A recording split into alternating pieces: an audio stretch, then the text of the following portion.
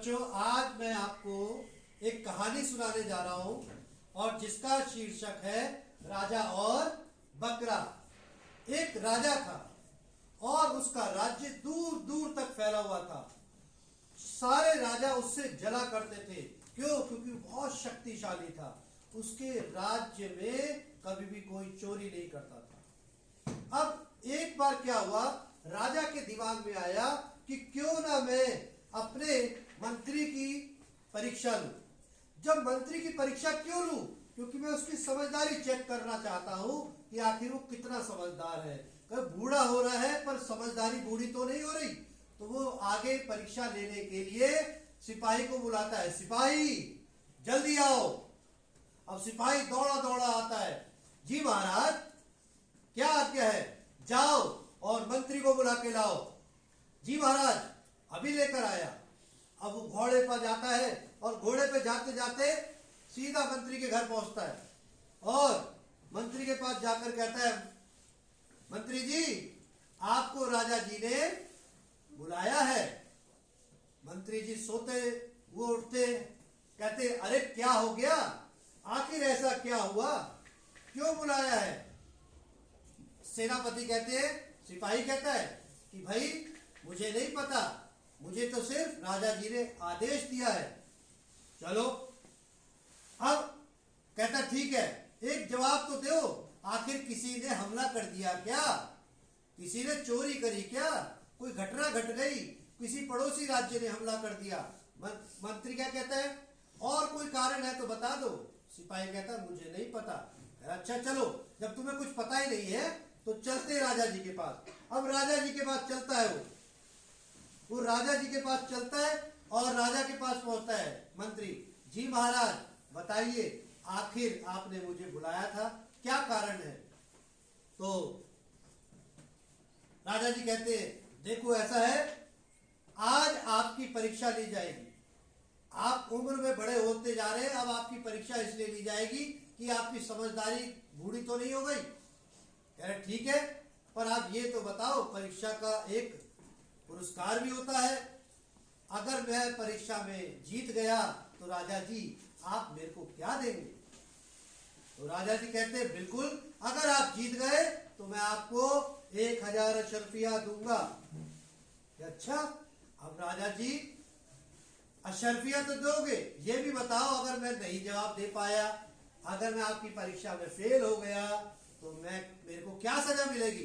बिल्कुल, अगर आप उत्तर नहीं दे पाए तो आपको 1 महीने के लिए दरबार से बहिष्कृत कर दिया जाएगा।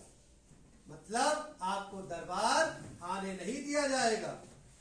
तो मंत्री कहता है ठीक है महाराज, अब जाओ, सिपाही के साथ जाओ और बकरा लेकर आओ। अब मंत्री के दिमाग घूम गया। कहता, आखिर राजा जी परीक्षा मेरी ले रहे हैं और बकरे को मंगा रहे, ये बात समझ में नहीं आ रही। ठीक है, चलो सिपाही बकरे को ढूंढ कर आते हैं।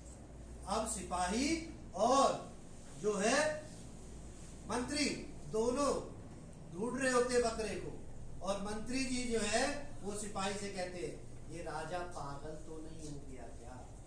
ये हमारी परीक्षा ले रहा है। अब राजा जी है, हमें तो परीक्षा देनी ही पड़ेगी। चलो बकरा लेकर आते हैं। अब दरबार में बकरा लेकर आया जाता है। दरबार में बकरा लेकर आते हैं। अब बकरा तो बोलता ही है, वो मैं करने लगा। अब राजा जी कहते, अरे इस बकरे को चुप कराओ।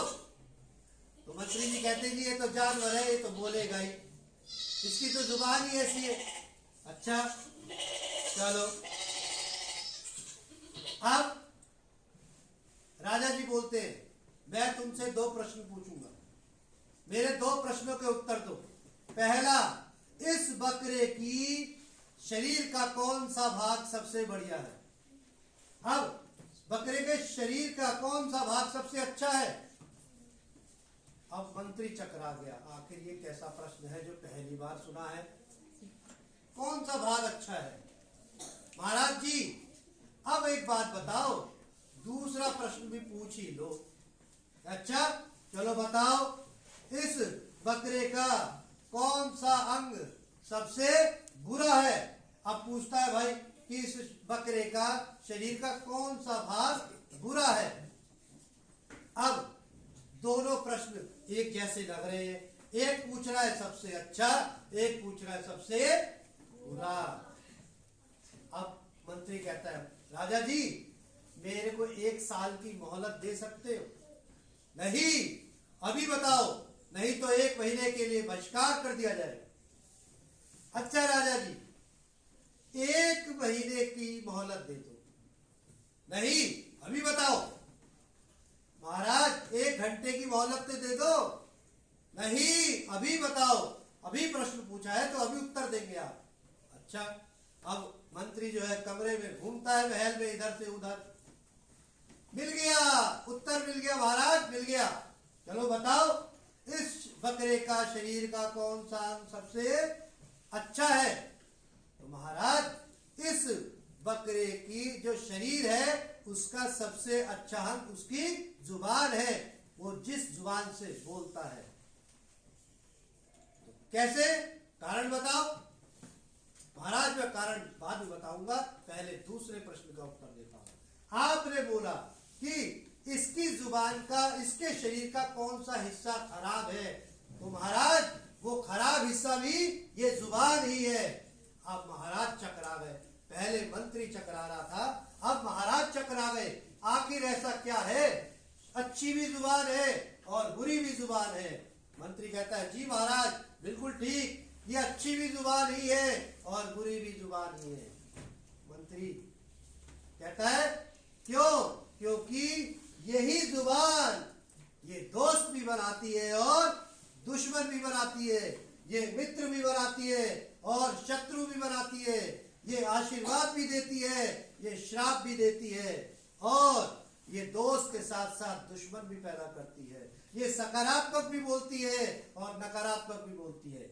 इसीलिए इस कहानी से हमें यही शिक्षा मिलती है कि हम इस जुबान का जितना अच्छा प्रयोग करेंगे हमारे पास सारी अच्छी चीजें आने लग जाएंगी। अगर हम इसका गलत प्रयोग करेंगे हमारे पास गलत चीजें ही आएंगी। इसलिए शत्रु बना ले तो ये जुबान ही हमें उनसे शत्रु बनवा देगी। जुबान में मंत्री कहता है महाराज इस जुबान में कोई हड्डी नहीं है, पर ये हड्डियां तुड़वा सकती है, ये हड्डियां भी तुड़वा सकती है। इसीलिए महाराज ये अच्छी भी जुबान ही है और बुरी भी जुबान ही है। ये मित्र भी बना सकती है और शत्रु भी बना सकती है। धन्यवाद, आपका दिन मंगलमय।